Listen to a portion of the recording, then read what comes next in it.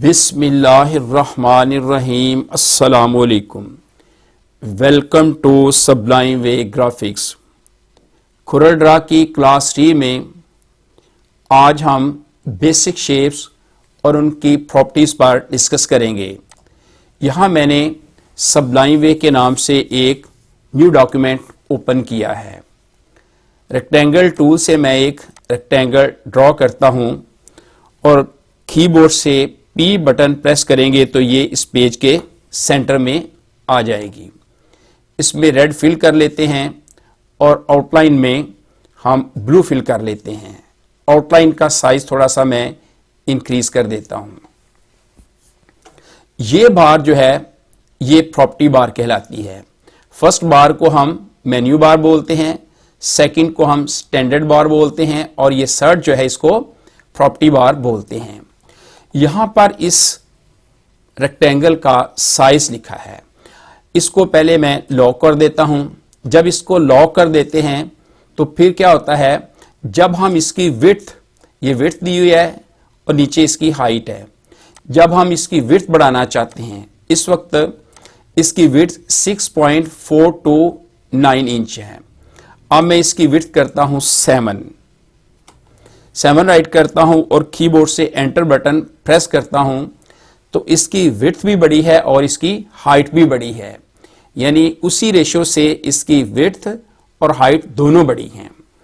जब मैं इस बटन को अनलॉक कर देता हूं, इसको पहली हालत में ले आते हैं।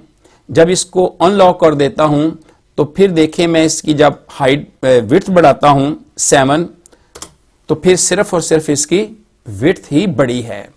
इसी तरह अगर इसकी हाइट है जो इस वक्त 2.656 इंच है, मैं यहां पर इसकी जो हाइट है वो 4 इंच लिख देता हूं और उसके बाद कीबोर्ड से एंटर बटन प्रेस करता हूं तो ये देखें कि क्या हुआ है कि इसकी ओनली हाइट बड़ी है। यानी जब आप इसको लॉक करेंगे तो फिर अगर विड्थ बढ़ाते हैं तो उसी रेशो से हाइट भी बढ़ेगी, अगर हाइट बढ़ाते हैं तो विड्थ भी उसी रेशो से बढ़ेगी। इसी तरह यहां पे परसेंटेज में भी इसकी विड्थ और हाइट दी हुई है। इस वक्त ये 108.9% है और ये लॉक भी लगा हुआ है। तो जब लॉक लगा होगा तो क्या होगा, ये हाइट और विड्थ दोनों बढ़ेंगी। ये 108.9 है। अब मैं इसकी जगह पे लिखता हूं 150। तो अब देखें, मैं एंटर प्रेस करता हूं तो ये विड्थ और हाइट दोनों बड़ी हैं क्योंकि यहां पर लॉक लगा हुआ है। जब लॉक लगा हुआ तो फिर दोनों ही ये बढ़ेंगी।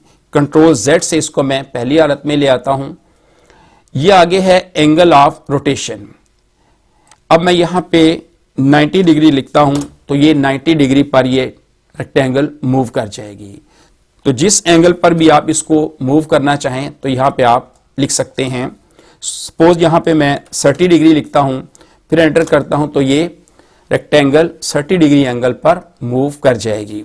कंट्रोल Z से फिर इसको पहली हालत में लाते हैं। नेक्स्ट है ये मिरर हॉरिजॉन्टली। अगर इसको हॉरिजॉन्टली मिरर करना चाहते हैं तो ये इनकी डायरेक्शन चेंज हो जाएगी। यहां पर चूंकि एक ही कलर है इसलिए यहां पे क्लिक करने से कोई हमें फील नहीं होगा। लिहाजा मैं क्या करता हूं, इसकी मैं एक और रेक्टेंगल बना लेता हूं। अब एक में ये कलर ब्लू फिल कर देते हैं और एक में ये रेड है। अब इसको देखिए, मैं मिरर हॉरिजॉन्टली करता हूं तो ये देखें ब्लू की डायरेक्शन चेंज हो गई है। तो इसको कहते हैं मिरर हॉरिजॉन्टली। नेक्स्ट है इसके मिरर वर्टिकली। वो देखिए कैसे होता है। फर्स्ट ऑफ ऑल क्या करते हैं, इसको हम 90 डिग्री एंगल पर मूव कर लेते हैं। अब देखें, जब इसको करते हैं हम मिरर वर्टिकली, ये देखें मिरर वर्टिकली करते हैं तो ये देखें जो रेड कलर वाली रेक्टेंगल थी वो ऊपर चली गई है और ब्लू वाली नीचे चली गई है। अगर फिर करेंगे तो फिर ब्लू वाली ऊपर चली जाएगी और रेड वाली ट्राइंगल नीचे आ जाएगी। ये देखिए, इसको कहते हैं मिरर वर्टिकली। ये मैं डिलीट कर देता हूं एक। और इसको फिर यहाँ पे एंगल यहाँ पे इसका एंगल फिर 0 कर लेते हैं। नेक्स्ट है ये इसके राउंड कॉर्नर। अगर इसके जो है कॉर्नर कहलाते हैं, और यहां पर ये देखें ये अपर राइट कॉर्नर है, ये left upper right corner left corner है। इसी तरह यहां पे लोअर राइट कॉर्नर है, यहां पे लोअर लेफ्ट कॉर्नर है। यहां पे जब अब हम लॉक लगा देते हैं तो यहां पे मैं लिखता हूं किसी एक में, सपोज मैं लिखता हूं 5।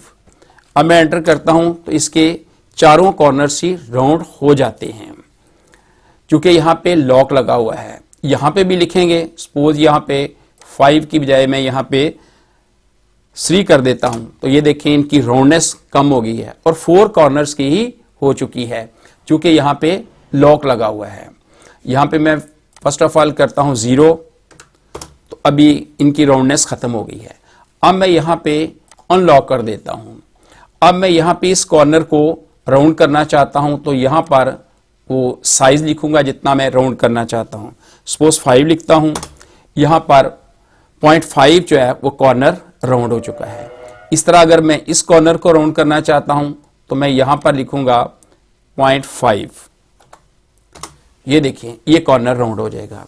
तो अनलॉक करेंगे तो एक ही जगह पर लिखने से 4 कॉर्नर्स राउंड हो जाएंगे, और अगर अनलॉक करेंगे तो फिर जिस कॉर्नर को आप राउंड करना चाहें उस पर आप राइट करें और फिर एंटर करें तो वो कॉर्नर राउंड हो जाएगा। इसको कंट्रोल Z करते हैं। नेक्स्ट है इसके स्कैलप्ड कॉर्नर, इस पे क्लिक करें और उसके बाद ये अनलॉक है।